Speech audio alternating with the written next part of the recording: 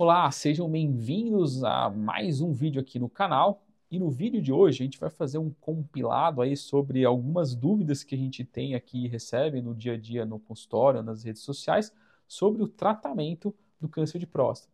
Então, aquele paciente que já descobriu o câncer de próstata e que eventualmente ele precisa tomar alguma atitude com relação ao câncer de próstata. Primeira dúvida delas é se o câncer de próstata sempre precisa ser realizado cirurgia, ou seja, eu preciso tirar a próstata e, para alguns casos outros, você tirar os linfonodos que circundam a próstata. Não. E depende.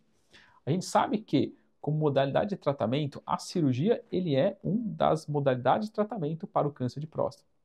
Outras modalidades que a gente possui é a própria radioterapia, certo? E a vigilância ativa, que nem a gente já comentou, para alguns pacientes que têm um câncer de próstata de baixo risco e muito baixo risco, na qual eles podem ser acompanhados durante algum tempo, e se eventualmente tiver alguma progressão do câncer de próstata, aí sim você vai discutir a cirurgia ou a radioterapia. Existe uma outra modalidade também de tratamento, outra forma de tratamento, que é a hormonoterapia. Mas a hormonoterapia ela fica relegada àqueles pacientes que normalmente têm um câncer de próstata já metastático, ou que eventualmente já tentaram cirurgia, já tentaram a radioterapia, e eventualmente evoluíram com uma nova recidiva. Então, a hormonioterapia também pode ser uma alternativa de tratamento para o câncer de próstata, tá? Mas em termos de você tratar de maneira definitiva o câncer de próstata, a gente tem a vigilância ativa, a cirurgia ou a radioterapia. Segunda dúvida: quais são os efeitos colaterais mais comuns do tratamento do câncer de próstata? Bom, dentre a radioterapia e a cirurgia, uma das grandes preocupações que a gente recebe com relação aos pacientes é com relação à disfunção erétil e à incontinência urinária. Então, a disfunção sexual, de maneira geral, ela pode ser influenciada por outros vários motivos. Então, a função sexual prévia, as comorbidades que esse paciente tem, né, pressão alta, diabetes, obesidade, a dislipidemia, o tabagismo. Então, tudo também, a gente sabe que essas comorbidades que o paciente tem também podem influenciar o resultado tanto da radioterapia quanto mesmo da cirurgia. Então, obviamente, é uma das grandes preocupações que o paciente tem. Com relação à incontinência, a chance, obviamente, vai ser um pouco maior na cirurgia pela manipulação da musculatura do assoalho e do esfíncter, né, que é responsável pela contração de segurar a urina.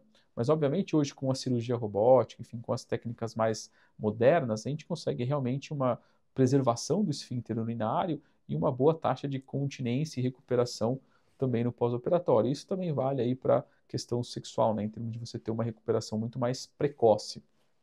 Terceira, existe chance de cura? Sim. Quando você faz a detecção precoce do câncer de próstata em estágios mais iniciais, ou que a gente diz, né, não metastáticos, obviamente, quando você propõe fazer algum tratamento, seja cirurgia, seja radioterapia, combinando ou não com hormonioterapia, é dar alguma chance de cura para esse paciente, né? Então, sim, existe a chance de cura.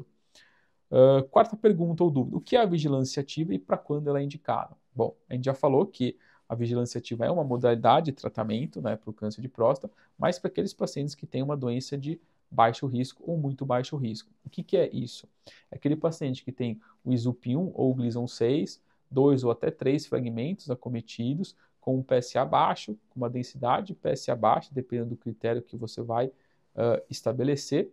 Esses pacientes são os pacientes que você faz a vigilância ativa. O que consiste a vigilância ativa?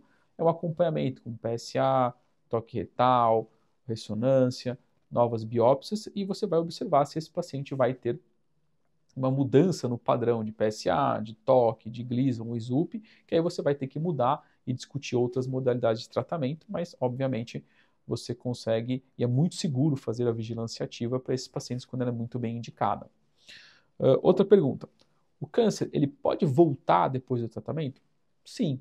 Por isso que o paciente que fez qualquer tratamento para o câncer de próstata, seja cirurgia, radioterapia, enfim, ele pode e deve ser acompanhado pelo urologista, realmente porque depois que você fez o tratamento, o câncer pode voltar, seja loco regional ou eventualmente que ele já tenha aparecido algum sinal de uma doença metastática. Mas sim, ele pode voltar Então, por isso que o paciente que fez o tratamento para o câncer de próstata deve manter o acompanhamento regular, enfim, é determinado aí pelo urologista, para você poder fazer esse acompanhamento para ver se o câncer não volta. Última pergunta. Como escolher o tratamento? Bom, aí é uma outra discussão. Por quê? Dentre essas modalidades de tratamento, a gente também vai considerar outras coisas, como idade do paciente, o risco cirúrgico que esse paciente tem, o grau de invasão do tumor, as comorbidades que esse paciente tem. Então, são várias coisas que a gente tem que ponderar. Se esse paciente tem sintomas da próstata aumentada, enfim, já toma remédio, tamanho de próstata. Então, expectativa do paciente, enfim, acesso que esse paciente ele possa ter, enfim. São várias variáveis que o urologista, junto com o paciente, aí você vai ter um negócio de shared decision, né, de você discutir os prós e os contras de cada uma dessas terapias que a gente já comentou e escolher qual é a melhor modalidade para aquele específico paciente. Então, assim, dentro daquilo que a gente já tem sobre cirurgia, rádio, hormônio, vigilância ativa, o médico vai discutir com o paciente e vai, obviamente, individualizar o melhor tratamento para esse paciente. Então, assim, o que a gente tem hoje de melhor é a cirurgia robótica, óbvio. Dá para você fazer radioterapia, dá para fazer radioterapia combinando com hormonioterapia ou não, e a vigilância ativa. O papel das terapias focais, raio, eletroporação, crio, ainda é uma coisa que você pode discutir com o paciente, com uma modalidade de tratamento, mas obviamente tem que ponderar que ainda não tem estudos de longo prazo, enfim, então ainda é diferente de você comparar com cirurgia e radioterapia. Tranquilo? Bom, esse foi as principais dúvidas que a gente pegou de compilado aí com relação ao tratamento do câncer de próstata. Se você quer saber alguma coisa ou tem alguma dúvida, na verdade, sobre o tratamento do câncer de próstata, pode enviar aqui nos comentários que a gente responde aí com o maior prazer qualquer dúvida que vocês tiverem. Se você gostou, deixa seu like. Se você não se inscreveu, se inscreva e ative as notificações, porque toda semana tem vídeo novo aqui sobre o mundo da saúde masculina. Tranquilo? Até mais!